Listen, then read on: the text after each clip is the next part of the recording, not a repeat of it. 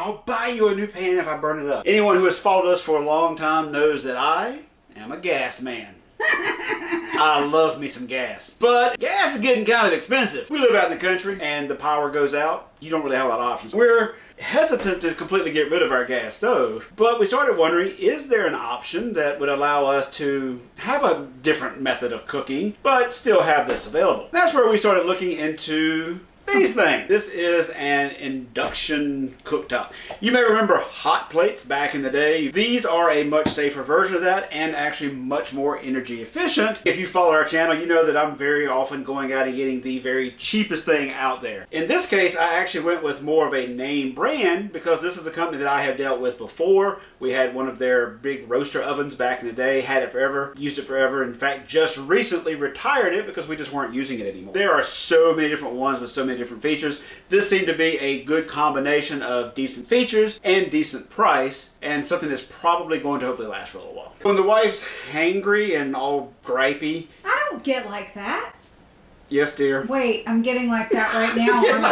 Have you had breakfast yet? No. There you go. All of the older hot plates back in the day, you actually had a hot surface that anything that touched it or fell on it could actually get burned or catch fire. With the induction, it's just an electromagnetic field. As long as there is no ferrous metal sitting on top of it, there is no heat. It doesn't get hot until you set a pot. Don't get hot till you set a pot. When it comes to our gas logs, all of the heat goes direct into the house. But when it comes to cooking on a stove, the gas has to warm the pan, which then has to warm whatever's inside of it. Very often, most of your heat kind of hits the bottom of the pan and just goes out into your room. You're heating your room more than you're actually heating the substance inside of your pan. With these, because it's just an electromagnetic field, there is no heat. The electromagnetic field goes directly into your pan and actually heats the pan itself. Because it's directly heating your pan, all of that can then transfer directly into your food. The one that we picked up is a Nuwave. One thing of note, we got ours from Amazon. It did come in a plain brown box.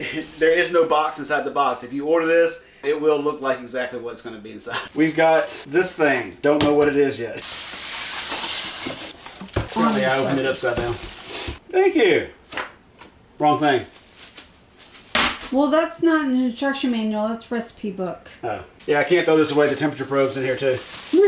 And that's one of the nice things about these is that they actually will work off of a temp probe so that you can get them very dialed in, where anything on a stovetop, you're just best guessing, or worst case, you put a physical thermometer in there and you're watching it. It's something that's easy to put up into your cabinet, pull it out when you want it, use it, and then put it right back up again. Or let's say you've got everything in your kitchen's already used up. You've got a pot on every burner and you've run out of space. Hey, go set this in the bedroom somewhere and just plug it up. Although that's probably not a good idea. Look at this thing, maybe it holds the temperature thing somehow. I guess I'll have to read the instructions and find out. Here's the owner's manual. Comes with a little miniature recipe book. Oh, I'll add that to the other recipe books that we don't use. I must say it's making me hungry. Quick start guide. It is a probe holder that goes, tell me I'm not good. You're not good.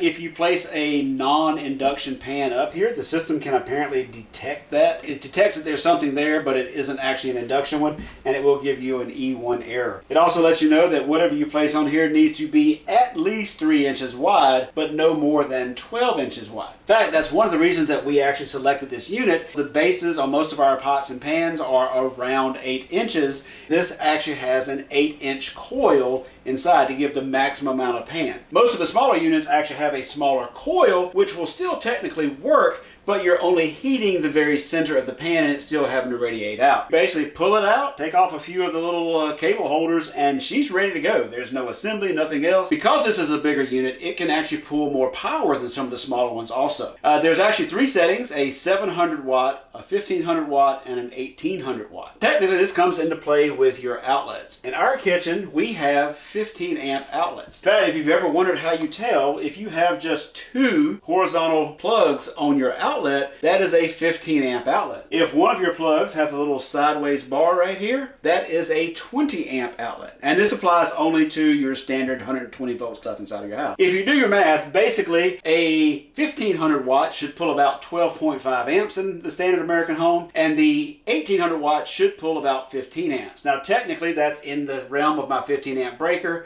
but you're more than likely going to throw that breaker breaker. If you get that close to the edge, So the 700, I'm not exactly sure. That's probably a case where if you keep tripping your breaker because you've got other stuff running at the same time, they probably have that setting in there just so you can drop it down even lower to make sure you don't throw your breaker. Or if you're hooking it up to a generator because your power is out and you can only pull so much power. Which is another great thing of these is if the power does go out, this gives you something that, other than your oven, that will let you do some cooking. Now this is a very thick cord, just trying to keep it out of the...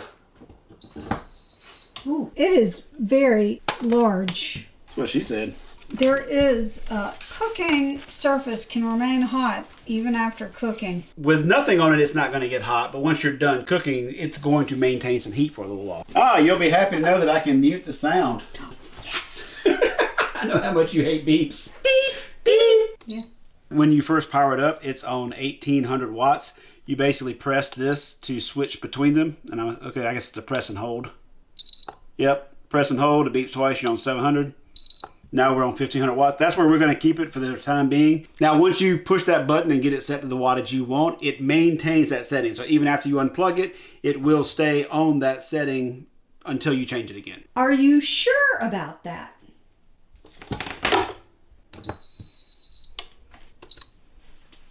Boom! Let's just play with the buttons. Who needs manuals? So low, 100 degrees. Medium, 200. 300. 400, 575. That sounds like 88 miles an hour. 575 is the max. Look, it goes down in 5 degree Now, I'm increments. curious, low, does it go lower than 100? Yes, it does. So it goes all the way down to 50 degrees. These are all Fahrenheit, which, as we know, Is the correct number. can it do Celsius for those that need Celsius? If you press and hold medium high, Oh, it changes it to you Celsius. can go to Celsius. What stage mean? I don't know, press it and see. Stage 1? This is actually can be a complex unit because it has a lot of features. Most of the cheap ones is just on, off, and maybe low, medium, high. This one actually has a lot of features that lets you kind of set it and forget it and walk away. Oh, that is so loud. Wait, let's go ahead and fix that for you now. So press and hold low. Now, no more beepy beepy. Oh, that is so much better. Thank you. Preset gives you 50 different presets. Let's see, I think there's 4 that are built in. One's made for pasta, 211 for 10 minutes. One is for soup, that's 211 for 60 minutes. Deep fried is 350 for 20 minutes. And rice is 211 for 25 minutes. So the first 4 presets are actually built in for pasta, soup, deep fried, and rice, where you can just set this and it will run that time. In addition, you can set 46 of your own. And in addition to just that one thing, you can actually set in stages as well. So where it will actually keep a certain temperature for a certain number of minutes and then move on to your next stage and do a different temperature for a different number of minutes. So almost like where your microwave, you can defrost, where it's like, different on, off. You can actually do different things like that with this as well. Less looking, more cooking. You finally got one! That was pretty good, right? That's pretty good. Less looking, more cooking. So we're going to go ahead and plug our probe in as well here. And this just plugs right into the side. Stage program cooking. Program the pick to cook at different temperatures for different amounts of time. You can program 3 stages for a recipe. The probe's target temperature and target hold temperature can be used for all stages. The temperature of all stages is 575 Fahrenheit and 0 for time. That's the default. Before we even cook on this thing, is there anything that is annoying you yet, or any unexpected things? I like it because it's compact. That's compact to you? Compared to that, this is compact. It's skinny. You can slide this thing up into a counter and you only take up like 3 inches of space in your cabinet. The buttons are a little bit hard to push. Here's the way I'm looking at it. Do you want something that you can easily just touch, like that Govee heater that we had, that you could just like breathe hard on the button and turn it on, or something that actually does take a little bit more effort? Yeah. It's an actual button under there, not just a sensor. But you don't have to press it each time. You can press and hold and it Yes, will you can go. press and hold. Like as I'm going up, it actually switched between these on low, medium. Medium, high. High, sear. Not quite low, not quite medium. And your wife is getting Hangry? Yes, I'm starting to get hungry, and we're filming, and all we've done is look at the buttons to talk math, and I need food. Apparently I have to quit playing with the fun, cool stuff and actually use the thing now. This would be a very quick thing, supposedly. Instead of feeding his wife, he wants to say one more thing. So one thing you need to know is these are induction. That means that you need to have a ferrous, i.e. iron, steel type based pan. Glass, pure glass like the old Visions from back in the day isn't going to work. Pure copper isn't going to work. Pure aluminum isn't going to work. So the Cerrote pots and pans that we love so much are basically aluminum with a ceramic coating, but there's a special steel insert in the bottom that actually lets it work with these type of induction sets. I don't know how it works, so we're going to see if I can just make some cream of rice. Medium is 200. It needs to boil. If it needs to be at least 212, why don't I just make it 215? Now for getting it to boil fast. I mean, boiling's boiling. I'll just go to 300. That's what Sears for. Press start. It sounds like the Nuwave oven. So you're pulling 1239 watts. I'm dying to touch it to see if it's hot on the outside. You need the stunt husband? Yeah, the bottom of the pan's getting hot. Right now it's 11:17. Maybe louder than a microwave. Okay, it is getting warmer on the inside, like when I put my hand here. So we've been going at least 2 minutes. Most of the things that are soup related have you starting off at 375. It may not show up on camera, it's but I'm steaming seeing already. some steam. Huh? It's only been like 3 minutes. It changed to like 6.6. Yeah, so you can tell when it cycles the induction coil on and off. I heard it make a click. Yeah, that's the relay kicking in and out. You may or may not hear it humming. That's one of the complaints people have in general is a hum. Well, I just hear the... Yeah, I mean, nothing's the louder than the noise. fan itself. And this part right here is cool. Yeah, it should start getting warmer the closer to the pot you get. Boiling good is happening now. When I'm making this on the gas stove, my hand gets exceptionally hot. Because of the heat, and that's what I was saying earlier, all the heat just kind of pours around the pot, where this way it all goes directly into it. Oh, we're going to need to turn this down. Actually, let's just take it down to 100. And then... Hey, look, it stopped boiling already. Wow. Yeah, it's probably going to take some getting used to because it's like instant on, instant off. Yeah, that really was very, very quick. But then see, it's like really poppy. Because it's 5 increments, it won't be it, and it's popping out. Try going down. So maybe 210 would keep it from popping out, but it's still cooking. Yep. It's technically not at a simmer. Because when it was popping, it gets on the surface. Well, I guess we're about to find out how easy clean it is. Ooh, I need some molasses. Turning it off. Now I'm gonna do this. And really just a pause, so you can pause it in the middle. Yep. Yeah, just gonna take a little trial and error. It is going to be a learning curve to get used to this compared to like a normal gas or electric stove. Yeah, I mean it's hot enough to burn you just from the transfer heat, but this edge is still cool. yeah, it's basically just a spot the pan itself was sitting on. Let's see. Oh yeah, this is exactly what I expected.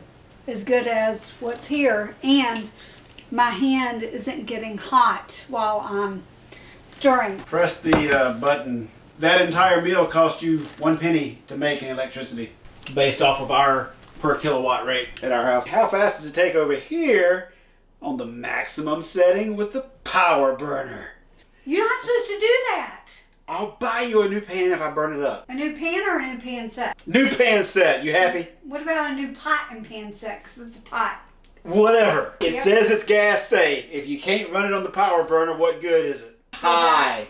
1202. I technically don't use... Oh, and it needs to go down. It's going up the sides of the... It's the power burner. That's what it does. Maximum heat. And this is what I'm talking about. Like all the heat's coming around the pan. Like your heat isn't really heating the pan. It's just going out and into the house. I'm having a hard time. You're torturing my pot. We did a video on this thing. We told people it was good. I'm gonna find out if I'm lying. I also said you're supposed to use smart. Wait, why are you still hangry? You've already eaten something. I'm not, but you're torturing my pot. Remember in school when they took a paper plate and a blowtorch and boiled water? If this pan can't take the heat and a paper plate can, then it's a sad excuse for a pot. Technically, I wouldn't have it on that when I'm stirring. I would have it on the back burner, so it may be faster. But this is the power burner. Like, it's specifically designed to maximum power. Oh yeah, like there's a lot of heat coming up on the side of this thing. Like there's a lot. Like we're wasting a lot of gas right now. Well, 3 minutes. We've been recording for 3. But I would never cook it on that. This ain't about what you would normally do. I would start pouring in right about now. So this is about when you cut it off. So it's 12:05. We started at 12:02. It's been 3 minutes. So about the same amount of time on the highest setting on the power burner. But again, that's not how I would cook it. And again, like I said, most of your heat is out here. So we basically used up a lot of heat, wasted into the air. On the power setting, it's about the same. Oh look, the pot looks fine. You're not looking at the bottom of the pot. Oh look, the pot's fine. Oh damn, I can't get a new pot and pan. I told him this was a good pot set. It's a good pot set. Now, one way to know if you actually have the induction set that actually has a metal base is just to use a magnet. Where the side of the pan on here has absolutely no magnetic properties, the bottom of it actually does. And almost anything that will work will actually have it. If a magnet doesn't stick, then it's questionable whether or not it's actually going to work with one of these induction cooktops. The thing we like about it so far is that the buttons are very intuitive for the most part. Everything is kind of a duh. We didn't get into the stage cooking. I mean, it's basically just setting your temperatures and your times that will change. I don't see us using that probably that much. Other people may. Most of the time, we're just going to be setting it to one temperature and dropping it down manually. The only buttons that aren't intuitive are the ones that are timed combos. You can actually press and hold 2 of the buttons to lock the panel. So you can lock it out. You can turn the beeper on and off. You can change your wattage. But everything else is pretty straightforward. You hit the probe. It's going to show you the temperature of your probe, your low, medium, high. Now, the model we have is the Nuwave Titanium. There's a bunch of different models out there. Check the description below. We'll include an affiliate link out to the exact model that we have, the Nuwave Titanium. We do get a small percentage if you click our link and then decide to buy this unit. It doesn't cost you anything. It just gives us a small percentage if you do use our link to buy it. And if you saw our heater video, you know that anything that we think is junk isn't going to make it on there anyway. In fact, it's my lunchtime now. I'm getting hungry, so I'm about to cook me something on this thing. But watch this video over here to see these glorious pots and pan set that did not burn up on the high flame, don't have any rivets inside to get in the way of your spoon, and when you're cleaning, and if you have someone who is a little bit more dexterity challenged, 2 handles to make it easier to pour.